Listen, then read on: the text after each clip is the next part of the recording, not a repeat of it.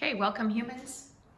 This is part 2 to your Yoga Union 11 Major Body Systems. The information is from this book. This outline, like I mentioned in the last video in part 1, is from Dr. Patton. This is my anatomy and physiology professor, and I think Dr. Thibodeau. I know Dr. Patton. I love this book. He's amazing. This is the 9th edition. He's maybe on the 11th edition, but this is where this information is from. And that is on your reading list. And I also want to refer to the book, The Body Keeps Score. You are not required to read any of this, but Yoga Equals Union. I really want you to get a full picture, a very well-rounded picture of what you could actually create as far as your own personal yoga routine. And part of that means you need to understand that you have control and you need to have awareness of your 11 major body systems. And this Dr. van der Kolk is a doctor, he's an MD, and in this book it's about trauma being a fact of life, and he says in The Body Keeps Score, he uses recent scientific advances to show how trauma literally reshapes both body and brain, comprising sufferers' capacities for pleasure, engagement, self-control, and trust. And what he does from neurofeedback, meditation, drama, yoga, he offers new paths for recovering and activating the brain's natural neuroplasticity. So this is real stuff, and I think yoga does an excellent job in reuniting these things that we have fragmented all over our bodies. So what I mentioned in part 1. Support and movement. So most of the time, I've taught thousands of students yoga, which I love, and I feel very grateful to have had the opportunity to do so. But most of the time, people think of these, actually just those two. They think they come to yoga and it's a stretching class and it's about doing these exercises, these physical exercises. So I just want to break down briefly, will you be tested? No, you won't. But a lot of people know about their cars and their computers and their homes and how all these different systems work. And you don't know about your own body, and you have so much more power than you realize. So I want to explain to you what some of the basics, and then how you could apply this to your ultimate goal of designing your own personal yoga routine, so that you can use forever. So first of all, these first three systems of 11s provide support and movement.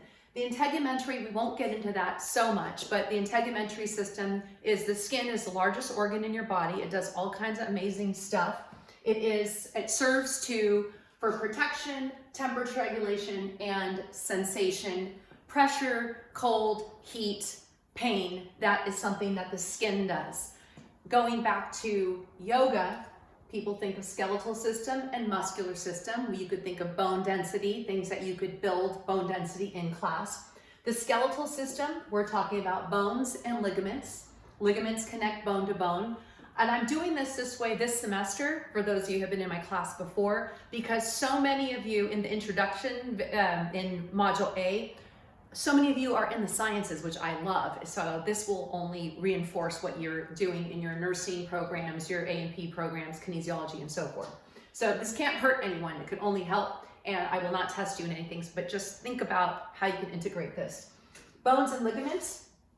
Your bones and ligaments are for support, protection, movement, blood production. Think of bone marrow, where those blood cells are made, mineral and fat storage. So that is your skeletal system, system number 2. Third system is your muscular system, and that is skeletal muscle and tendons. Tendons connect bone to muscle.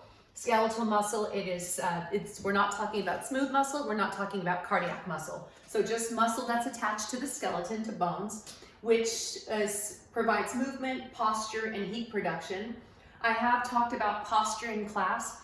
It is so important to look at your posture and think of posture when you are sitting, when you are standing, and when you are lying down or even sleeping. It's something to think about, the way your spine is aligned and where you're getting compression where you really don't need to have that extra compression.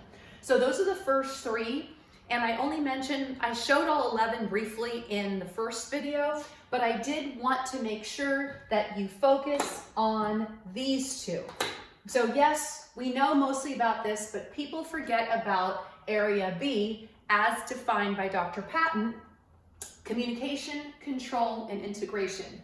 We have the nervous system.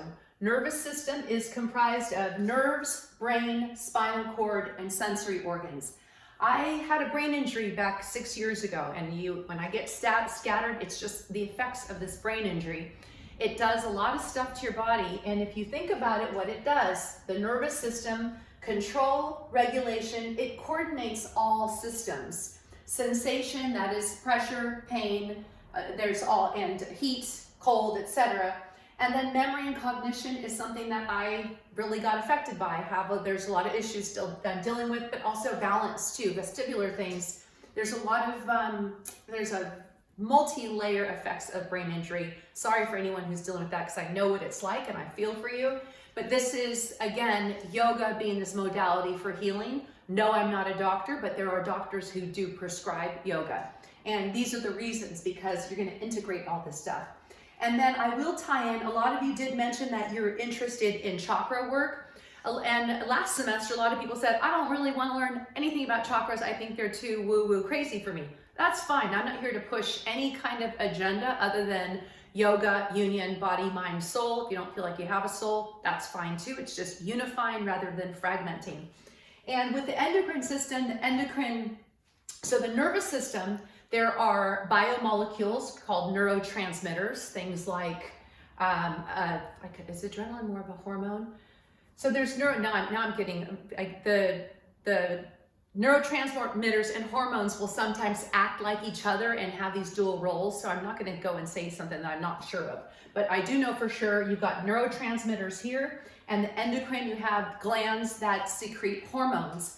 And back to the chakras, and I have my chakra thing here, you're looking at, as far as applied to chakras, at the root chakra, that's related to the adrenal glands. The adrenals they sit on top of your kidneys and they secrete adrenaline. And then there are the reproductive organs that secrete certain hormones. You have the pancreas, insulin, things right here at the digestive. The the thymus gland is associated with the heart. The thyroid and parathyroid are associated with the throat, and the pineal and pituitary are associated with the crown and the third eye. So I just want you to understand that the nervous system and endocrine system, these are biochemicals, and a lot of these things just show up, and secretion comes, they are affected by your thoughts, by your words, your beliefs, your feelings, your interpretation of certain conditions, if you're going through pain, a breakup, perceived threat, and so forth. So part of yoga union is allowing yourself to have the awareness and notice when you're feeling like this is getting out of control, that you could come back to some sort of homeostasis, or prevent that from happening because you have that awareness. I did mention the other systems of the 11, the other 6, and the respiratory being one. So I'm going to, in my face-to-face class, the rooftop class, we did go over 2-1 breathing, and I don't want to go all the way into the respiratory system, but do keep in mind, Western medicine and doctors separate all this out. You always have these specialties. Yoga puts it all together, and even India, Chinese medicine, Ayurveda from India, everything's put together. It's not, you look at the whole. So I'm not saying it's wrong. Again, I'm not a doctor. I'm not giving medical advice. I'm just saying to stop, feel your feelings, and try to figure out where you could get this awareness. And as you start feeling your feelings and noticing, then you'll start developing your yoga program accordingly. Questions, comments? Good luck. This is great stuff when you really get to apply it and feel it. Thank you.